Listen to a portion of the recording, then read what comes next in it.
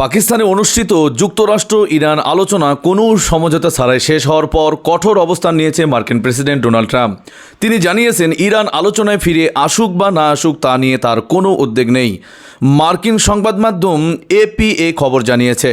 রবিবার 12 এপ্রিল সাংবাদিকদের এক প্রশ্নের জবাবে ট্রাম্প বলেন, ইরান ফিরে আসলো কি না আসলো তাতে আমার কিছু যায় আসে না।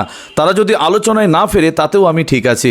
মার্কিন ভাইস প্রেসিডেন্ট জেডি ভান্সের নেতৃত্বে গত সপ্তাহে অনুষ্ঠিত এই আলোচনার প্রসঙ্গ টেনে ট্রাম্প আরও দাবি করেন ইরান এখনও পরমাণু অস্ত্র অর্জনের চেষ্টা চালিয়ে যাচ্ছে। পাকিস্তানের রাজধানী ইসলামাবাদে যুক্তরাষ্ট্র ও ইরানের মধ্যে ম্যারাথন শান্তি আলোচনা চুক্তি ছাড়াই শেষ হয়েছে। উভয় পক্ষ চুক্তিতে পৌঁছাতে ব্যর্থ হওয়ায় ভঙ্গুর যুদ্ধবিরতি আরও ঝুঁকির মধ্যে পড়েছে। 21 ঘন্টার আলোচনায় ইতিবাচক ফল না আসায় উভয় পক্ষ একে অপরকে দোষারোপ করছে। দুই পক্ষের রেষারেষিতে আবারও যুদ্ধের উত্তেজনা ছড়িয়ে পড়ছে মধ্যপ্রাচ্যে। মার্কিন প্রেসিডেন্ট ডোনাল্ড ট্রাম্প আবারও ইরানকে শেষ করে দেওয়ার হুমকিও দিয়েছেন ইতিমধ্যে। ইরানে অস্ত্র সরবরাহ করলে চীনকেও সমস্যায় পড়তে হবে বলে জানিয়ে দিয়েছেন তিনি। এমনকি হরমুজ প্রণালী ব্যবহারকারী জাহাজকে আটক করার ঘোষণাও দিয়েছেন ট্রাম্প। আল জাজিরা জানায় যুক্তরাজ্যের প্রধানমন্ত্রী কিয়ার স্টারমার ও ওমানের সুলতান হাইথাম বিন তারিক উত্তেজনা আর না বাড়াতে দুদেশের প্রতি আহ্বান জানিয়েছেন। আলোচনায় অগ্রগতির অভাবে হতাশা প্রকাশ করেছে অস্ট্রেলিয়া। আলোচনা ব্যর্থ হওয়ার পর ইরানের প্রেসিডেন্ট মাসুদ পেজেশকিয়ান রাশিয়ার প্রেসিডেন্ট ভ্লাদিমির পুতিনের সঙ্গে ফোনে কথা বলেছেন। আলাপে তারা যুদ্ধবিরতি অবস্থায় সাম্প্রতিক আঞ্চলিক ও আন্তর্জাতিক পরিস্থিতি পর্যালোচনা করছেন। ফক্স নিউজকে ট্রাম্প বলেছেন যুক্তরাজ্য ও আরও একটি দেশ হরমুজ প্রণালীতে মাইন অপসারণকারী নৌযান পাঠাবে।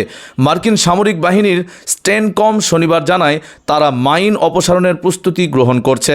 রয়টার্স লিখেছে পাকিস্তান ত্যাগ করার আগে ইসলামাবাদে গতকাল সকালে সংবাদ সম্মেলন করেন যুক্তরাষ্ট্রের প্রতিনিধি দলের প্রধান ভাইস প্রেসিডেন্ট জেডি ভান্স। সেখানে তিনি বলেন 21 ঘন্টার আলোচনায় সমঝোতা হয়নি, এটি একটি দুঃসংবাদ। আমরা কোনো চুক্তিতে পৌঁছাতে পারিনি। আমি মনে করি এটি যুক্তরাষ্ট্রের চেয়ে ইরানের জন্য অনেক বেশি খারাপ খবর। আমরা ফিরে যাচ্ছি। আমাদের রেড লাইনগুলো কি তা আমরা খুব স্পষ্টভাবে জানিয়ে দিয়েছি। পাকিস্তানের মধ্যস্থতায় ইরান ও যুক্তরাষ্ট্রের মধ্যে শনিবার শান্তি চুক্তির আলোচনা শুরু হয়। উচ্চ পর্যায়ের এ দীর্ঘ বৈঠকের পর উভয় পক্ষ লিখিত প্রস্তাব বিনিময় করে। পরে সামাজিক মাধ্যম এক্সে সাবেক টুইটার দেওয়া এক পোস্টে ইরান সরকার জানায় ইসলামাবাদে দুই দেশের কারিগরি দল এখনও বিস্তারিত প্রভাব ও বিশেষজ্ঞ পর্যায়ের খসড়া বিনিময় করছে। কিছু বিষয়ে এখনও মতপার্থক্য থাকলেও আলোচনা অব্যাহত থাকবে।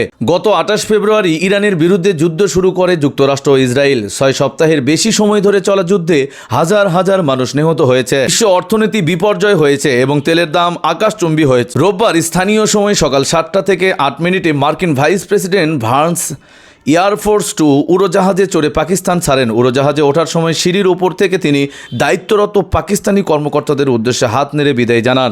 পাকিস্তানের সূত্র রয়টার্সকে জানিয়েছে যুক্তরাষ্ট্র ইরান উভয় প্রতিনিধি দলই ইসলামাবাদ ত্যাগ করেছেন। পাকিস্তান সফররত ইরানের প্রতিনিধি দলের ঘনিষ্ঠ এক সূত্রের বরাত দিয়ে দেশটির ফার্স নিউজ এজেন্সি বলেছেন আলোচনায় যুক্তরাষ্ট্র এমন কিছু বিষয় দাবি করেছে যা তারা যুদ্ধের মাধ্যমেও অর্জন করতে পারেনি।